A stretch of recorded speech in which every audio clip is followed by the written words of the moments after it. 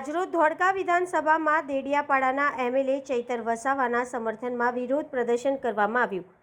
આગળ જતાં જો ચૈતર વસાવાને ન્યાય નહીં મળે અને જેલમાંથી છોડવામાં નહીં આવે તો પાર્ટીના આદેશ પ્રમાણે ગુજરાત કોઈપણ જગ્યાએ આંદોલન કરવાનું થશે તો પણ કરીશું તેવું ધોળકા તાલુકાના મહામંત્રી દિનેશ પટેલે ચીમકી ઉચ્ચારી છે। સાથે જ ધોળકા વિધાનસભા સંગઠનના મંત્રી કનુભાઈ દિયા, પવનસંગ ગોહેલ, બળવંતભાઈ ચૌહાણ, આર્યનભાઈ, નસીમભાઈ અંસારી અને ધોળકાના તમામ કાર્યકર્તાઓએ હાજરી આપી હતી।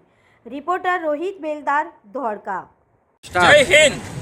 આજ રોજ અમે આદિવાસીના લોકલાડીલા એવા ચૈતર વસાવા જે આદિવાસી સમાજ માટે લડી રહ્યા છે, ગુજરાતની જનતા માટે લડી રહ્યા છે, પણ આજે એમને ખોટા કેસો કરી અને ભાજપ ખોટા કેસોમાં ફસાવી અને જેલની અંદર પૂરવામાં આવ્યા છે।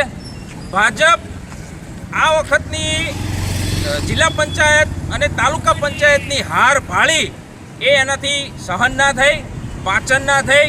ભાજપની તાનાશાહી ખૂબ વધી ગઈ છે। તો અમે ચૈતર વસાવાની સાથે છીએ।